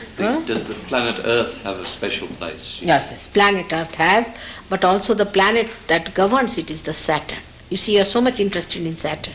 Saturn? Saturn. Yeah. Saturn is here at the Vishuddhi. Vishuddhi, Saturn. Earth is the Muladhara. Earth is the Muladhara. Muladhara is the triangular bone, is the earth. Mother Earth is. Would you say something about extraterrestrials? You see, that's all under our control sort of thing. We can say that Sahajogis can control anything if they want to. That's at a higher level. When you rise from this to cosmic awareness, you see, then you can control also, no problem. But you see, you're not interested because it's better to control human beings. Very easy to control all these things, isn't it? The rain came first to clean it, now there's sun for you to enjoy. How to control human beings is the big problem. They cannot control themselves, leave alone I controlling them. They cannot control themselves. You give them something, you give them power, they go amok. You give them freedom, they go amok. You give them money, they go amok. You give them plentiful, they go mad. What to do? They can't bear anything. You see, you have so much of plenty here, But Indians are much wiser people, I must say. They are not, I mean, in percentage, like 60% people are homosexuals. I can't believe it in San Francisco. Now they feel hurt if I tell them that this is unnatural. You will be, when you will become natural, you will enjoy natural life. There's nothing to be angry for that. There's nothing to be angry. It's like that, this everything God has given you. Count your blessings. You are really specially blessed people for your good deeds in last lives. But this life you have achieved, I don't know what sort of awareness, that people just don't want to see anything. Like the music that appeals to your spirit must be sung, must be appreciated, you see. Instead of that, it is horrible la la la la la la la that goes on. I don't know how people don't go mad with it, and then on psychedelic things you work on people. It's really maddening. It will madden even a dog, leave alone anyone. If you play that kind of a horrid music that they have very karkashala काय म्हणतात असेल English मध्ये shrilling shrill sort of thing, even a dog would go mad. I tell you, try on a dog. Mother, it has been scientifically proved that pop music is anti-rhythmic. Anti-rhythmic. It's against the natural rhythm. That's it. When a man walks, generally the left foot comes out and the right hand. With the pop music, you start with the right foot. So it's anti-rhythmic, and I mean it creates madness. To me, I mean, I know Mozart was a realized soul. Mozart was a realized soul, no doubt. And there were so many like that, but they cannot be appreciated. But you see, you can even have jazz music is good. Jazz has got so much of creativity in it. It works out on a creative thing.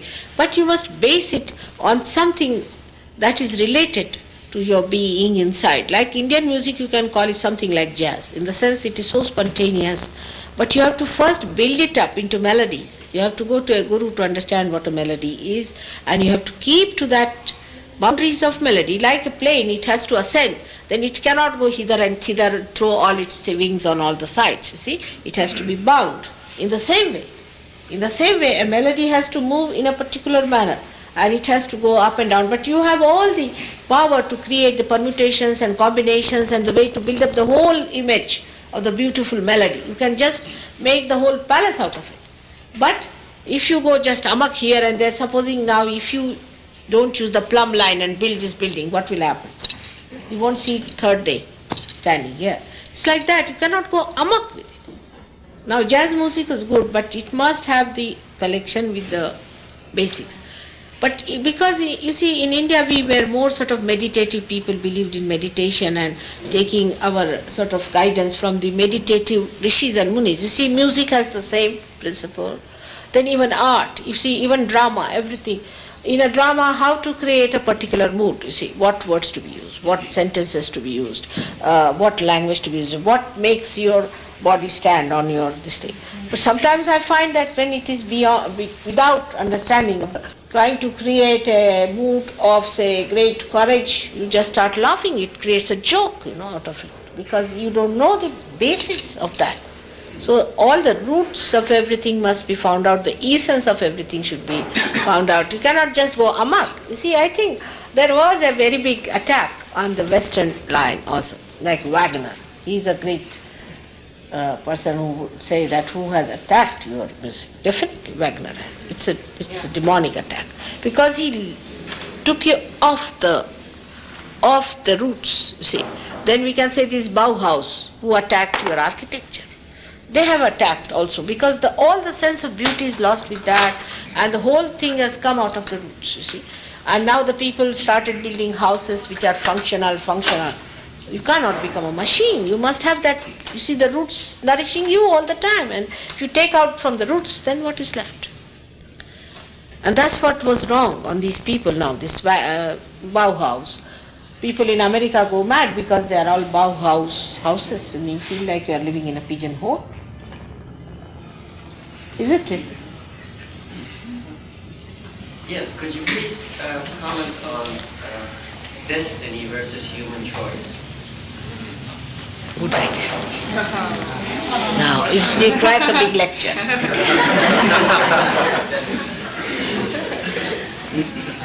Would you like like to leave it till another time?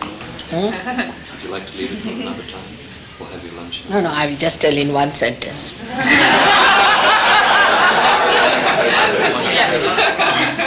really appreciate your guidance on that. Yeah. Now, you see, we have human choice to go to hell or to heaven. That choice we have. If you want to go to hell, you are there. Now, the destiny is how you choose your own destiny. Also, sometimes you choose your parents, you choose your country, you choose your things, and sometimes you are placed into it. But whatever may be your destiny, whatever may be circumstances you all can go to heaven. That's the thing. It's promised. It's there. So it makes no difference. Whatever type of community, caste, background you come, you all can go to heaven. You can enter into the kingdom of God. You can be the spirit. Makes no difference whatsoever. So these destinies are left behind. You all can achieve the sunshine. That's the point is. So the choice is whether you want the sunshine or not. That's your choice. So the destiny is not to be decided on that level. It's only up to the level where you are absolutely very much tied down to things. But the ascent is possible to everyone. Whether you are a DC-10 or you are a jumbo jet, all of you can fly in the air. On that point, what is it meant in the Bible? I don't really read the Bible, but they say, in my Father's house there are many mansions. In the Bible it says, in my Father's house there are many mansions. Yeah. What is meant by that? There are many mansions because these are all the mansions of, you see, there are 7 centers in the head. 7 centers, all of them, the seats are there.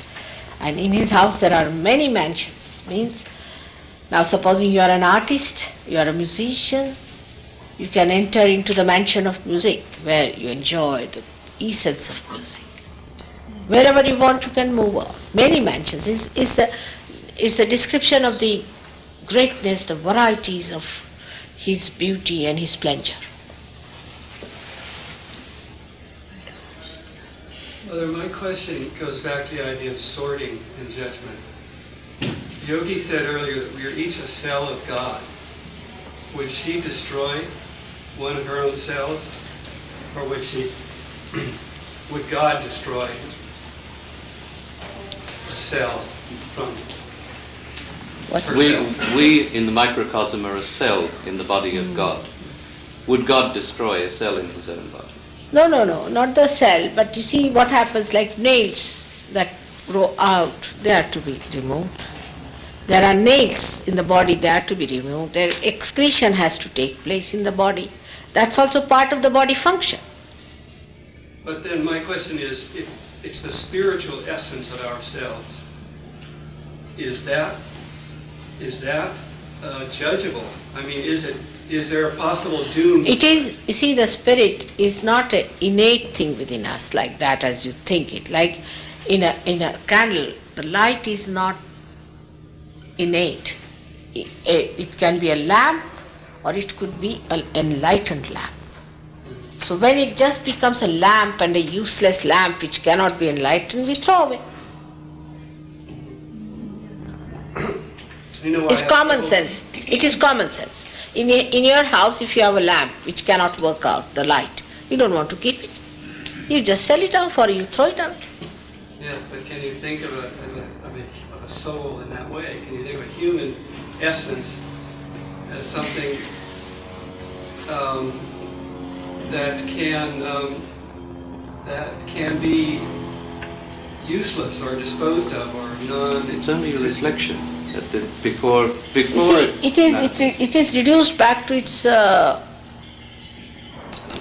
its useless thing, like matter. It can become even worse. I don't want to tell that. It's terrible. It's very horrid. You become plastic. Useless it is. When I first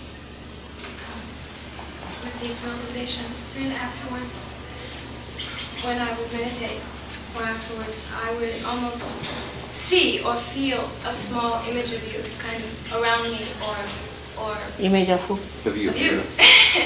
And sometimes feel also like a presence of Christ. And when I hear you talk about Jesus, I sense that there's an intimacy, an immediacy. And I also... When you talk about Christ, she feels there's an intimacy between two. Yes. Very much. And could you help clear up what exactly Christ's gift was to human beings, to us? Could you tell What was me? Christ's gift to human beings? Oh, greatest of all. clearly Oh, greatest of all. That one also another lecture, but all right. I hope you don't miss your lunch. It's okay. You have already missed it. You filled us up. They've had their lunch. They had.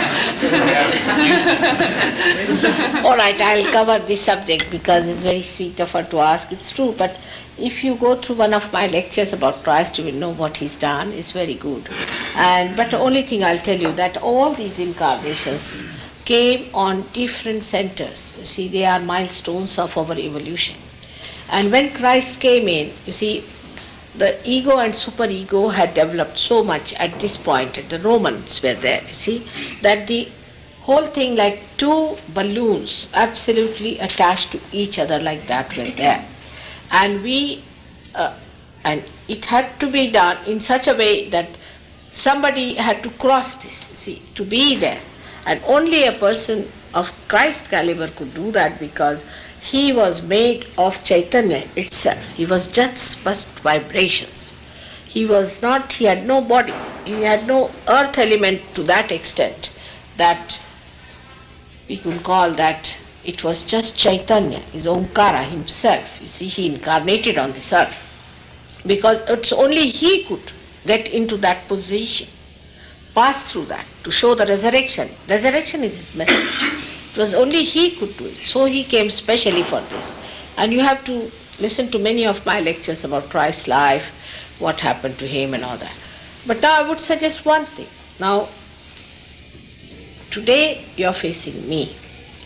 Christ, of course, has helped us a lot, and he has created this Agya Chakra for us, which is a very big thing. Without that, that's the gate to enter in. But now you have to be here, not there. So that's what it is. So you should try to understand your relationship in Sahaja Yoga with Christ, how important it is and how he works within yourself. But you have to know that you are reborn now. You are reborn. You are reborn with your spirit. So now you have to do the work of the light. Like Christ himself has said that the enlightened light is not kept under the table. So that's what it is. Now, so your job is just like, we can say, reflecting that light that is within you.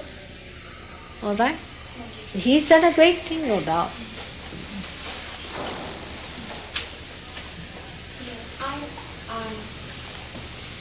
Yes, just since I've been in this room, I've developed a really tightness in my throat, and it's like I'm not going to choke or anything, but it feels like a lot of this sadness. It comes up, and this has happened to me a couple of other times in my life, and I can't explain it. I feel like crying, but I don't understand it. What is it? Since she's been in the room, she's felt a tremendous tightness in her throat, and it's happened several times before. She can't understand it. And she feels like crying. She feels like crying when it happens. You see, have you been smoking before? Did you smoke? Nothing. You see, the left side, in your case, is being hurt. I mean, emotionally, you are not all right. There's emotional dearth. You need emotional expression, or emotionally you are not substantiated. I can say you are not nourished emotionally, and that's why the lacking is there, and that's what you need. And what you have to do is to put your left side to the right side, like that, balance, and then you'll feel better. All right? In any case, I'll see your Vishuddhi Chakra. And you have to have faith in yourself that you are part and parcel of the whole. That's what Vishuddhi Chakra does. All right? Is it better now?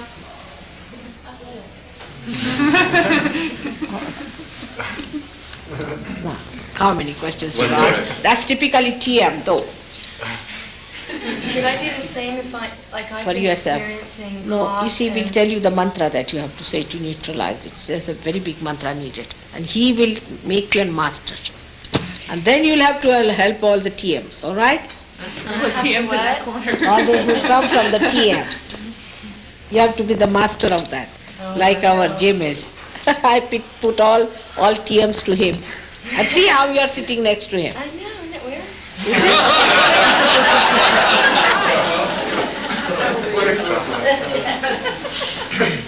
Now, should we?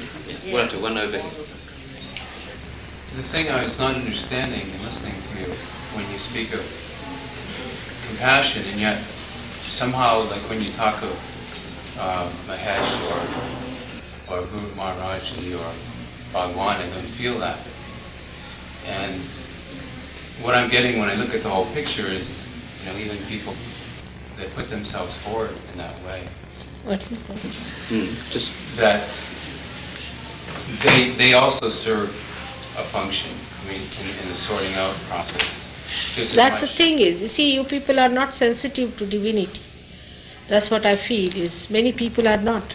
That's why you were deceived also. If you were sensitive, if you had those innocent eyes, you would have seen. Indians are not taken by these people at all, none of them. Very seldom Indians will take to that. Secondly, I saw this in Rome, you see, the Italians, they have that sensitivity. In Europe, I think they and Austrians have that sensitivity very much developed. They can see from the photograph immediately, see, and they can make out. But you don't have what to do. Your eyes are not all right, I should say that way. And you don't depend on them till you have cleared them out completely. All right? He also questioned compassion towards the mother. Should we not be compassionate? Compassion is, as I told you, no use having compassion for Hitler, makes no meaning to him.